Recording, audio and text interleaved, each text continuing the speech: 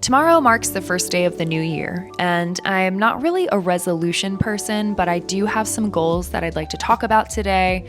But let's start with my year in review. In January, I got engaged to my partner, and it was just like the most beautiful day of my life.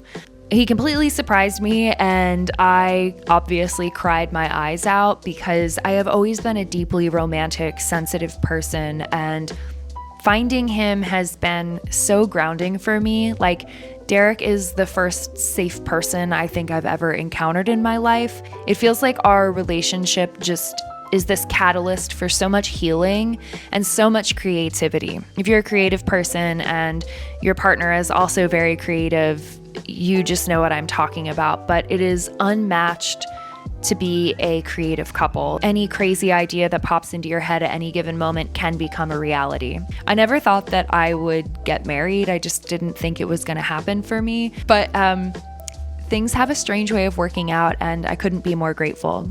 By the time March rolled around, I started Good Gloom. I have always wanted to start a YouTube channel, but I've felt kind of uncomfortable with the idea of just getting started. It's vulnerable, sometimes it feels cringy or awkward. I will say that sharing any part of your life on the internet in this day and age feels like an invitation for a bunch of assholes to remark on your life. So there were some growing pains, and I had to learn to not be so reactive to other people's opinions about me.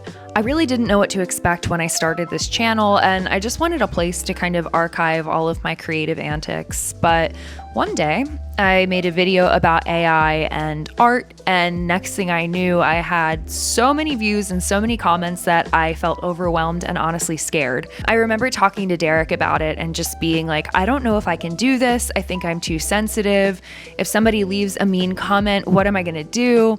And it was really challenging at first. But as I settled into things, I have to say that this space has become like a creative sanctuary for me. So to all of my subscribers, I just really want to thank you, because I have wanted to make a channel like this for years and have never done it until this year. You know, I'm interested in so many different creative modalities, whether it's film photography, videography, illustration, makeup, fashion, writing, philosophy, design. And sometimes it feels like I don't have a place, but I feel like this little community here has allowed me to express so many different facets of my creativity, and you've all just accepted me with arms wide open, and I'm forever grateful for that. Let's see, so by the time June rolled around, I got my first film camera, and I started to go out and shoot my city and just document travel and day-to-day life. I even started a photo book to document the different types of film I was playing with and to have a place for my favorite photos. But unfortunately, I didn't keep in mind the fact that the book would expand as I added more and more photos, so I can't really close it. It's still a beautiful artifact of 2025. August and September was mostly spent on the road traveling in our van. We drove all the way out to Oregon and Washington, explored everything in between, and then made our way back to New York.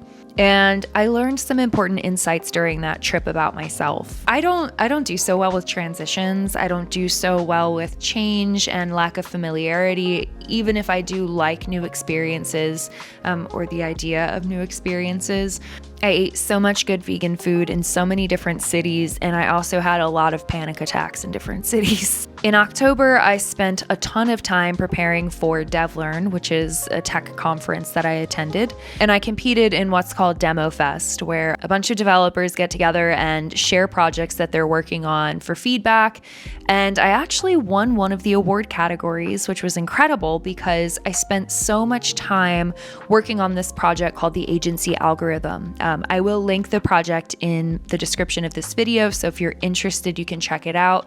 But it's all about human agency in the age of AI. So I am a full-time instructional designer, but I have a background in ethics and philosophy. So I wanted to find a way to kind of marry those seemingly disparate fields by creating an interactive sort of simulation that is in some sense, gamified to confront people with heavy moral questions as kind of like an interactive thought experiment. So I spent most of October preparing for that conference, which was in November.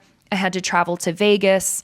I presented my project and I won an award, which is so, so cool, so wonderful. It's the biggest ed tech conference in the nation. So it was just an incredible win and I'm so grateful. Then in December, I finished my master's degree and oh my goodness, I'm so glad to be done because it has been exhausting. It is so draining working full-time, being in school full-time, working on creative projects on the side. I think that I burnt myself out more than I have ever burnt myself out in my whole life. The past few weeks, I have just been falling apart. So all of that brings me to my ambitions for 2026. As someone who suffers from OCD, one of the biggest challenges is rumination and overthinking. A very simple but big goal of mine for the new year is to get back to my journaling practice.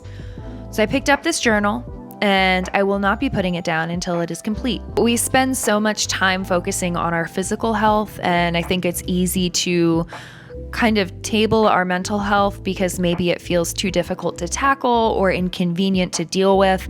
But in 2026, I am going to take it much more seriously because I have been struggling. I'm just ready to feel a little more optimistic in my day-to-day life.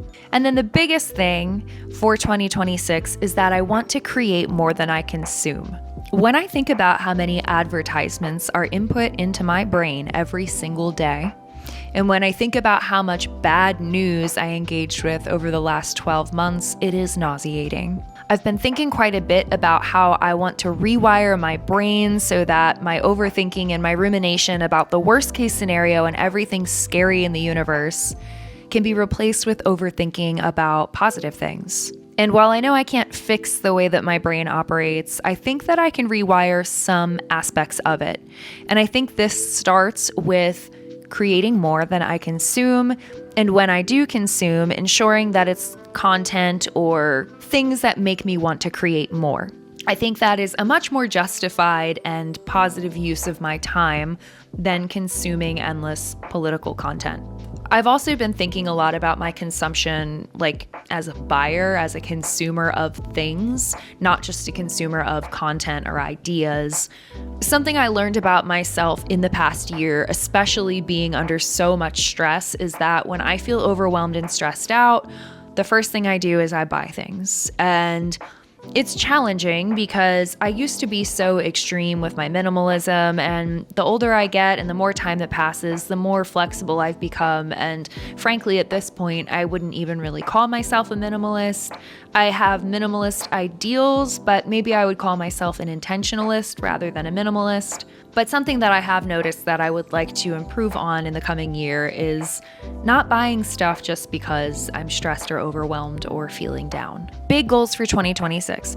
Prioritize my mental health. How will I do that? By journaling very regularly and making a conscious effort to rewire my brain to not dwell on the worst case scenario. Next goal, create more than I consume. So just like I did this year, I completed a whole sketchbook this year, which was like a big goal of mine because I had much less time than usual to illustrate.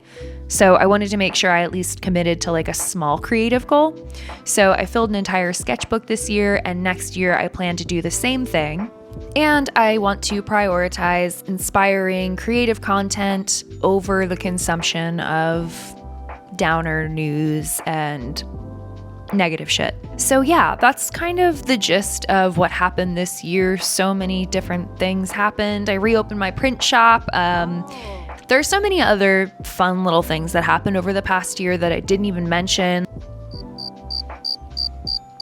I hope that you had a great 2025, and if it wasn't as good as you had hoped it would be, it's okay. I think everyone's sharing their highlight reels right now, so it might feel discouraging or it might be tempting to compare yourself to others, but everyone's dealing with their own shit. I hope that your 2026 is wonderful. I would love to hear about what you're going to do in 2026 for yourself. Maybe it's just creative goals. Maybe it's creative challenges. Maybe it's working on your mental health. Maybe you don't have like specific goals, but you have a general idea of what you want out of the next 12 months. Wherever you are and whatever's going on in your life right now, I'm sending you support and you're not alone. I hope that you have a beautiful end of 2025 and that 2026 starts out on a great note. As always, thanks for your support. I have learned so much from starting this channel, and honestly, I'm just stoked for the new year, more opportunities and time to really foster this space and continue sharing and growing together. So, Happy New Year. Bye.